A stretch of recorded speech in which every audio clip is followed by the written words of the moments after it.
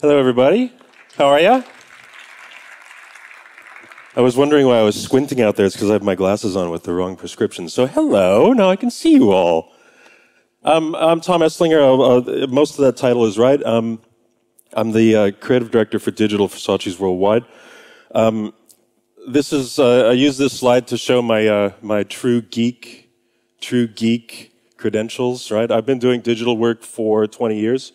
The first project I did was HyperCard. Anybody remember HyperCard? Oh, I can't be the oldest person here. Yeah, oldest Mac user here. So HyperCard was an interactive, except they didn't really have that term when I was in college. And at the time I was doing my thesis work, and my thesis was that floppy disk advertising was going to change the world, right? And so my thesis was done for the Gap, and I did a catalog for the Gap. And it was a catalog for Gap clothing. It was absolutely horrible. Everything was in black and white. It was pixelated. But it got me my job in New Zealand, where I was a teacher. I set up a design school, which would love to have been, as awesome as Hyper Island. And I had my own business, and now I work for Saatchi's full time. So I just wanted to dig into that and give you a little bit of my background. So I think a good thing to set up this talk, and what you were talking about before, I'm going to only show two things that are actually use a laptop sitting in front of the internet, right? So if you're disappointed, I'm sorry. But I wanted to give you a little time machine. So when I first started doing a lot of digital work, we didn't have connections to the internet except for like really bad modems. So bulletin board services. Anybody else? Any other lonely people? Bulletin board services? That was how we connected, right? And this was a real game changer. So the iMacs came out, right? It had a modem built into it, right? You just plugged it in, you were ready to go, and it was really cool. But the thing was that you were plugged in. So, everybody had a little special place in their house for their computer, with their modem, like you tried to place it, it sat there, but you didn't take your computer into the kitchen and, when you were fixing dinner to look for a recipe, and you didn't have it there when you were watching television. So another game changer now is not just the iPhone, but any kind of smartphone, right? Any kind of phone. Is this like the 10,000th picture of an iPhone you've seen today? You're like, oh my God, it's an iPhone. That guy back there is going to hate me. Sorry, I tend to yell a little bit. But this was a huge game changer because now the same power, 5 times the power of that iMac is now in your pocket, right? And we don't have to be connected to the internet on a phone line because the internet's everywhere.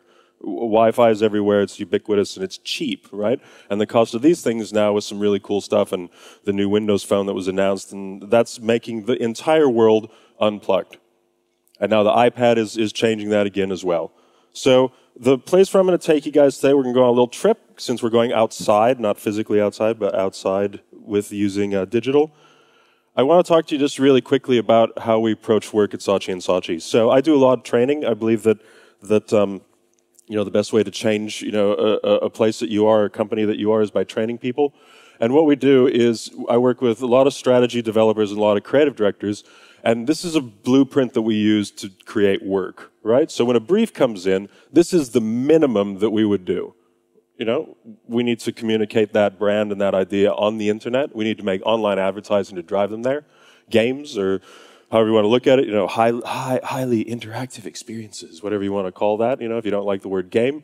Social networks, Facebook, Bebo, whatever it happens to be, mobile, and of course, out of home and beyond. So we look at, we used to say, we had a motto, and it was like, no screen is safe. If you've got an idea, put it on every screen. If you don't use them, at least you've pushed the idea out as far as you can.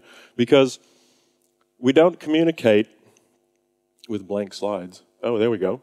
We don't communicate the way that we used to anymore because, and I swear to God, I've only got 2 slides that don't have pictures on them. There's this one and one at the end, okay? We want some more bullet points in your evaluation forms, yeah? So, sorry, I'm not busting on anybody. So, these figures, I think, are really exciting. Mobile application budgets are going to grow nearly 60% going into 2011. And there was a smart-ass when I showed this the other day, and they're like, well, it's only been around for a couple of years. And I said, okay, well, it's still growing, right? You're supposed to laugh. And then in August 2010, so Apple's already increased iPad up to 3 million units a month. I mean, just think about that. That thing has not even been out for a blink of an eye, and they're already increasing it to 3 million units per month. But at the same time, while those two statistics for marketers are incredibly exciting, you start to get into the kind of the weird, hazy area where if you have too much of this stuff, there's too much of this digital kind of auto, home, and mobile stuff, what happens is a statistic like this. 30% of UK drivers admit to updating Facebook and using mobile apps while driving. The English are almost the worst drivers in the entire world, right? I live in London, so I'm allowed to bust on them. But that's of 1,000 people, 300 of them were updating their profile on the thing. I'm at this stoplight, going a little bit forward. Foursquare, I'm going to check in here. And while that's incredibly exciting, there's also the kind of the danger and the privacy side to things that we need to think about.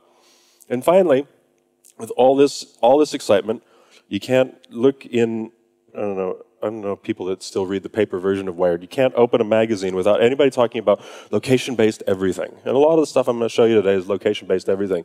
But in another survey, only 1% of all US smartphone owners have activated any location-based services. Right? So we've got a zillion iPads coming into the market. We got budgets going up. We got people driving and updating their Facebook profile. But, when you look at it, are people really using this stuff? Right? So these are provocations. I'm not going to answer all this stuff, but as you're looking through the work now and the stuff that I'm going to show you, which is where I think that we need to be moving, because the people that we're communicating with are moving outside, and we need to go. They're moving away from sitting in front of a passive experience and moving outside. So where we're going to go today is I've made a little map. This is our idea journey map, and there will be a test at the end, so remember where all of the colors are. Right? So we're going to start our journey. We're going to take a real simple line. We're going to take the blue line, right? The blue line is where I look at blurriness, right? And this is the stuff where it's sort of on the internet, but it's actually happening outside, and I'll show you a really interesting piece called The Sounds of Hamburg. Lights. The Philharmonic Orchestra of Hamburg presents Sounds of Hamburg. A slightly unusual website, because it's live, from cameras all over Hamburg. So very live that you can play it in real time. The key? By clicking on moving objects,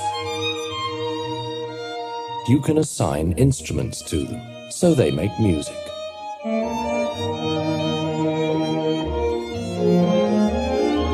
And there's more.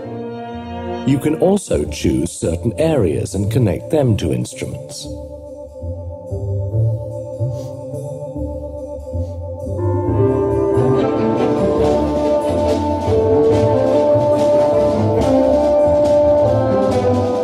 Ships, cars, even fish will trigger them in a unique new way, helping you to compose your own symphony. So I'm just going to pause. I'm a little bit pressed for time, so I want to keep moving. The thing that I really like about Sounds of Hamburg is, aside from it being like, completely, totally cool that you can turn the fish in the aquarium into a song, because they composed music specifically for objects that were moving around, which I think is pretty amazing. The cool thing about it is it's only one screen, right? So you go there and you only do one thing. You don't have to keep moving around. You don't have to click back and forth. You don't have to keep moving. You're just interacting with one thing, but that's the real world. So they're turning people into instruments. This is a project that we did. My team in Germany did this for Toyota. So that's kind of an artsy promotional thing. This is something we did for still the largest car company in the world. And the project was for the Toyota RS-HSD. I'm going to show one more thing here before. Actually, I'm just going to show this, and then I'll talk while we watch the video.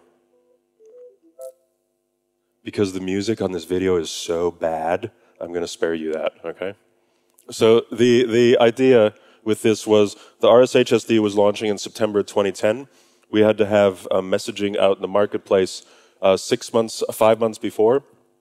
And what we were trying to do was, what we did was get people to register for a test drive for the hybrid, the first RS hybrid car. The problem was we didn't have any cars, and we weren't going to have any cars for months. So how do you demonstrate, the cleanest, a cleanest C-segment car to people without them being able to get in the car? So what we did was we designed a website, again, just one screen. And when you go to the website, you print out QR codes. Does everybody know QR codes? So, you know, basically barcodes. You trim them out and you lay them down in a configuration basically anywhere you want. You can do it, you know, in front of your desktop, or you can move your computer. When you set them down on a surface and you press start, the same way you would in the car, a car appears and a whole bunch of other objects appear in the same space, right? And what happens is the car drives around all of those objects, and as it's driving around those objects, it's telling you what's happening with the car as it drives, right? So as it moves around, over there on the right-hand side, you'll see a panel of information. So when the car goes up to a rock, or sorry, not a rock, but it goes up to a tree and it brakes, it tells you, oh, okay, you're now using regenerative braking and you're charging the battery. When it goes up and over the hill, it says you're using a combination of petrol and electric batteries. So, I mean, it was very successful. We did, I think, 3 times the number of registrations that we did. But the cool thing about it is people started to play with it. So they started putting codes on iPhones and putting iPhones all over the place and filming it and uploading the films. One touch, you could put it up on the YouTube. So we essentially had people making demo ads for a Toyota vehicle and loading them up to the internet. And this is where I think it turns really fun. Anybody got Epic Win? Or are you mostly responsible adults? Epic Win's, if you haven't heard about Epic Win, it's a role-playing game that I think is kind of for programmers, excuse me, programmers and kind of stoners that don't take their to-do list and actually do all the stuff on it. So I'll show you this really quickly. In a world of chaos, one hero must emerge who can vanquish any task. On the journey of a lifetime, filled with perils, overspilling inboxes, unmopped floors, forgotten milk. But on this journey comes a new form of motivational power to obliterate the washing up and to take home the milk. Remember and achieve your real-world goals with Epic Win, the streamlined to-do list with an RPG setting. And reward yourself for completing all the tasks you've been putting off. Beat them up and gain experience points and loot. You'll level up your life and your character as you progress. So, Epic Win, right? Some people look at that and go, it's the dumbest. How can you take a to-do list and turn it into a game, right? And I look at it, I'm slightly outside of that demo, but the trailer, I just want you to understand the statistic. The trailer that came out before the actual long-form film for the game had 500,000 views on YouTube.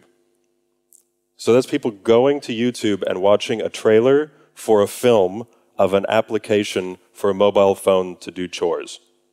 Yeah? So